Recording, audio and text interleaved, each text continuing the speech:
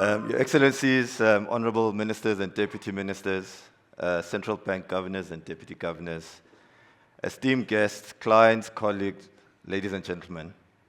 On behalf of the Standard Bank Group, it's my great pleasure to welcome you to this, the African Markets Conference. And what a beautiful backdrop that we're holding at Stellenbosch. One of my colleagues, Guido, yesterday mentioned we previously used to host this conference under a different name out of London for 15 years as the Africa Investor Conference. And for the first time, we felt it, and rather they did, to be honest, compelled to bring this home. And there's no better site than to have it in Stellenbosch. I'm really honored to welcome you, the leading voices in policy formulation and implementation, financial markets, capital markets, and investment, to chart a path for Africa's next phase of growth and economic development. I think as we think about the narrative and the context that Africa finds itself at the moment, we can all agree that it is time to reshape this global perception of Africa, a narrative that is dominated by perceived risk, instability, and conflict. Data suggests a different story, though. And here are some of the key stats that I would like to quote. Africa today accounts for 40% of the global reserves of the critical minerals that are key in the energy transition. The continent leads the world in mobile banking, with sub-Saharan Africa holding nearly 50% of the global mobile money accounts and driving $2.5 billion in transactions on a daily basis. The expansion of fintech solutions led by M-Pesa, as an example, is broadening financial inclusion, particularly among underserviced communities. Africa's population of nearly 1.5 billion is forecasted to reach 2.5 billion by 2050. This is evident in the urban population growth that we've seen of approximately 350 million people in 2014 to nearly 500 million by the end of 2023, representing a 40% growth in just a decade. Of particular interest is its youthful demographic, which represents an untapped market and workforce, ready to drive the economic growth of each of our markets. Lastly, the Africa Continental Free Trade Area holds the promise of creating the largest free trade area in the world, boosting intra-Africa trade and promoting economic integration. So why are we here today? This conference aims to find solutions that are necessary for Africa's growth and to tackle issues in relation to Africa's debt and credit outlook. So how do we meet our financing needs without compromising our own growth and the sovereignty of each of our countries? Closing the infrastructure gap. What are some of the innovative funding models that can unlock Africa's full potential? The issue around energy stability and transition. How can we secure Africa's energy while embracing sustainability? Navigating this real difficult macroeconomic volatility.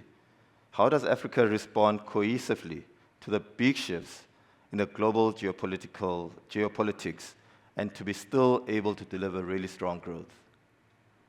What are some of the structural and policy reforms that are necessary that will position Africa as a winning investment destination and attract the foreign direct investment?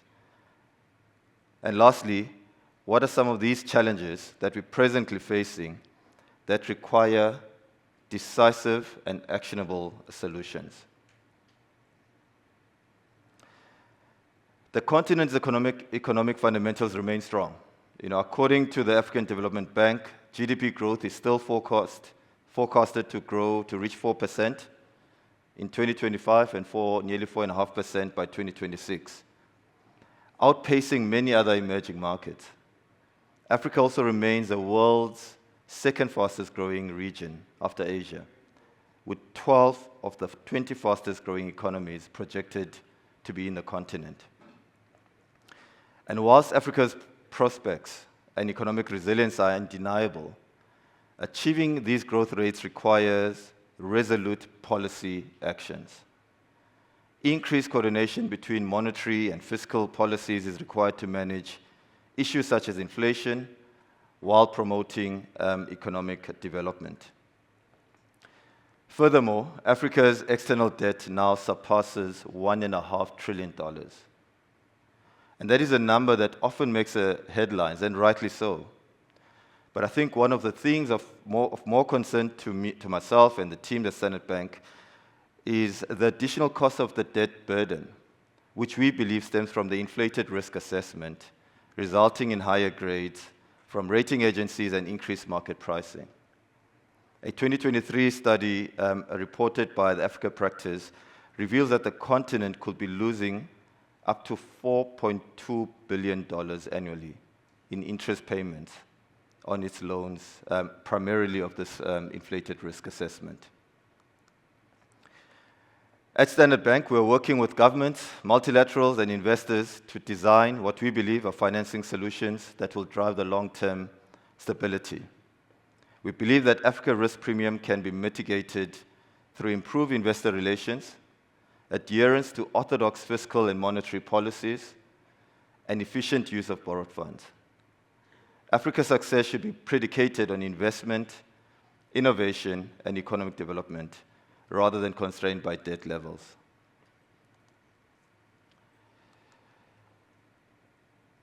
And as we think about those, we've identified two key sectors that provide the biggest opportunity for this growth. I think the first one is infrastructure, which we believe provides Africa a real competitive edge in terms of attracting capital. The continent has made significant progress in infrastructure development in recent years, with many countries committing billions of dollars to improve transportation, energy, water, and digital networks. Notably, recently, the South African Minister of Finance committed over R1 trillion, over $1 billion over the next 3 years in infrastructure investment during his budget speech. This infrastructure boom is crucial for promoting economic growth, creating jobs, and reducing poverty.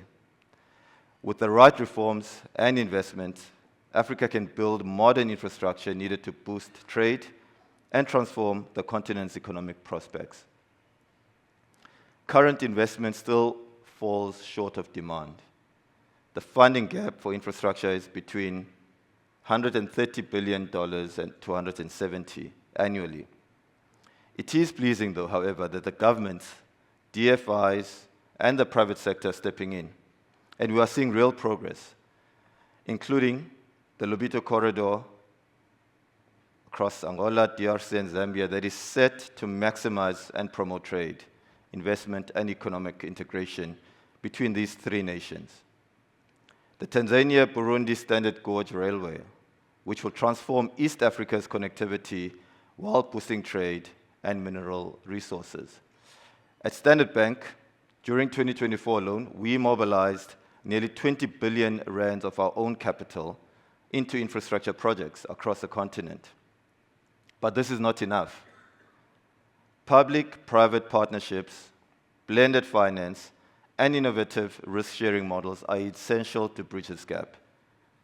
We believe that the infrastructure development should be prioritized to enable investment. And in this regard, we urge policymakers to implement policies designed to drive investment in integrated infrastructure. This will support economic diversification and improve the business environment and reduce the cost of doing business across the continent. The second relates to the energy and Africa's global momentum, and moment, in fact. Infrastructural development is not possible without energy. To power not only these infrastructure projects, but to also our growth industries, schools, hospitals, and homes. Across the region, demand for energy is growing, but modern energy use per capita remains among the lowest in the world. Despite ample energy resources across the continent, Africa accounts for just 6% of the global energy use and less than 3% of the global energy-related carbon dioxide emissions. More than 600 million people on the continent currently live without access to electricity, and nearly 1 billion do not have access to clean cooking supplies. A step change is required in financing, including from the international community and private sector. To achieve Africa's development goals, energy access, and climate objectives, energy spending on the continent needs to more than double by 2030, with more than 2/3 going to clean energy. Africa has some of the world's greatest renewable energy sources, yet it receives less than 5% of the global renewable investment. We believe that this must change. We're seeing positive momentum in this sector as well. And some of the examples, the Sanankoroba solar power plant in Mali, 200 megawatts, and will add 10% to Mali's electricity supply. Green hydrogen investments in Namibia and South Africa are putting Africa on the map as a future clean energy hub. Energy can be Africa's global moment. However, more is needed. It is important that our energy transition is pragmatic. Energy security must come first. Natural gas, we believe, will remain a critical part of our energy mix. The transition must be Africa-led, Africa-financed, and Africa-executed. In the past year, as a group, Standard Bank mobilized 75 billion rand in sustainable finance, reflecting our own commitment to energy transition. And in closing, ladies and gentlemen, whilst we acknowledge the realities of the inflationary pressures, selective global capital, and a shifting trade landscape, we once again have the opportunity to help shepherd Africa's growth story of resilience, opportunity, and transformation. Over the next 2 days, we will hear from the champions of this future, leaders, investors, and policymakers. We hope that those in attendance here today will take the time to meet each other, learn from one another, and find common purpose, ushering in new paths for the continent and its people. At Standard Bank, we stand ready to finance, to partner, to facilitate, and to mobilize capital, because we believe unequivocally that Africa is our home with driver growth. Thank you, ladies and gentlemen, and I hope you enjoy the next 2 days.